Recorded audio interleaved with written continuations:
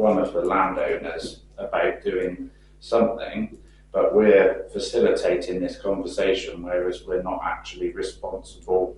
It's not ours to be doing, but with the impression that I'm now, well, the pressure that we're getting is it's the parish council's problem from the village. Hence me asking the question. It's like, and we're getting a bit of stick about it. Can I just ask, is it National Trust land? No, The National Trust is only a little bit on the top. Oh, right. This is just behind the church. Yes, just. Yeah. so how do we measure that drop of water, whether it started at the very top? So as David said, we've met with this representative from Flag. Well, He is looking into getting funding through the Somerset Rivers Authority and is talking to one of the landowners about how they can create features on his land which will slow the water as it comes down, which will then have the knock-on effect of benefiting the footpath and helping the churchyard. But obviously that discussion is currently ongoing, and and also this chap, basically in layman's terms to us, said the water's going downhill. Yeah. It's going. We can get this funding, or he can get this funding for the landowner to slow it, but the water is going down where it wants to go. Is there, just better, being mindful of the fact that we are getting a lot of heat, especially you two, is it worth us putting something in the Brent News going, it's time of year for flooding, and actually some way disseminating the information that, yes, you might want to look to someone to blame, but this is how flooding works. Almost like a knowledge article. So some people obviously won't listen to the parish council meetings, but everybody in the village gets a copy of the Brent Knoll News, and if they're flicking through it, they may see something, oh, flooding, what does that mean? What measures are we taking place? Well, without any responsibility, we are trying to do is to show that we're proactive.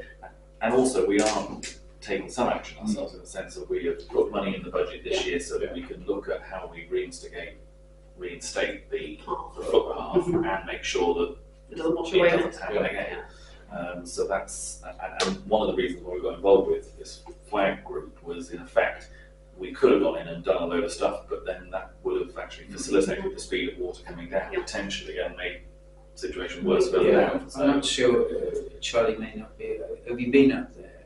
Not for a long time. Okay, well there is, if you like, a natural water course down the side of our path, which when it gets to the second kissing gate has nowhere else to go except straight down, and that's the problem. That's what causes the problem for both there's people in the stables Just and the church. one question, that water course, is that on land we're responsible for? Okay, No, so none of it. We have none of Yes. that. We just help maintain the footpaths, not the land itself. Yeah. Amanda. I was just going to say that historically, like when I was a child, where the footpath that we look after goes up behind the church, if you look up to the right of that, that was always a running stream. Over the years, that's got filled in, overgrown, whatever, and it hasn't been maintained. If that was cleaned out, which I believe is the intention long term, that would cut the water down, and it would not take so much to the churchyard. But there also used to be, where it's gone down through the churchyard now, is where it always used to, I said when I was young, flow down through the middle of the churchyard. Yeah, there was a deep ditch, which 3 or 4 vicars ago was filled in. So the watercourse was actually filled in, that was there, and it's finding exactly where it went, which unfortunately is where they've just spent a considerable amount of money on putting a new path in, and it's just found the exact place that it used to go down that path. So you've got a combination of things being filled in, things not being cleaned out, and the water just going, we go down. There is also another issue with that path, that there is a lot of the heated discussions have been going on partly because there was a lot of money spent on this path, and it's been said that the architect so-called thought the parish council were going to alleviate the floodwater before they built this path. Well, I don't know why they thought that, but I'm just a little bit mindful that whatever we do going May not be forward, enough, well, I wouldn't like the church to then think, oh good, the parish council have done something, so that's going to sort our problem out, because I still think that the church need to do something to take any water away, because they've still got springs and stuff coming up all over that top part of the churchyard, which David and I looked the other day, and it's coming up out of the hill everywhere, even in the churchyard. And we said to Mike, the church warden, that he probably needs to sort of construct some sort of drainage channel, which would be totally independent of anything that we are going to do on our footpath. Yeah. You almost want to turn around to him and say, assume we're doing nothing. Exactly, Yeah. because we don't want to be Yes, responsible for the churchyard water. And there are gravestones going over as well, because of the amount of water there. Right. It's quite bad. Listening to all this, I can understand that people don't want water, but my question would be is, where's this water going to go? You know, where it can only go one way, Well, we've had down the road, down to the school at the end of the day. So, and if you clear out water channels, the water's going to move faster. So it is a real problem. So in effect, the guy from FWAG was saying to us what they want to do is they cannot reduce the amount of water. All they can do is slow it down. And basically they said to us, if you end up with a monsoon, whatever you put in is going to get overwhelmed anyway. But what they will aim to do is create ponds and things that will hold the water, and then it will cascade onto the next bit. So he also made the sort of comment that in the wooded area higher up the knoll, they want to in effect go in there and do what a beaver would do, which is take that from the trees, or use those to slow it down, do some planting and hedging, so that will be sucking up water as well. So there's a number of things they want to do on the land, but it will never do away with the water, but it can just slow it. That's the thing that people got to realise, and what I was always told when I started doing drainage, gravity will win. And when rain is coming downhill, whether people like it or not, the water is coming Unless down. anyone wants to start bottling it, because that to me is a total wasted commercial opportunity. Your new I think in the meantime, I think we can get back to FWAG and give them another push to find out how far they've moved on with the land. And I'm having a meeting on the weekend with Kenny up there to have another look at what our side of the deal would be as such. So I think even if we don't put any article in the Brent News, when we go through on the Brent News, when you summarise the agenda, I think we do need to say that we are looking into this, but we need to put it in such a way that says, but we're not responsible. Yeah. So Yeah, definitely. Yes. Try and word it appropriately. it's not us.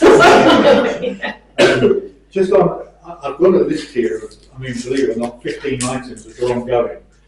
Now, some of these have been dealt with, and I just want to just check, make sure one or two of them.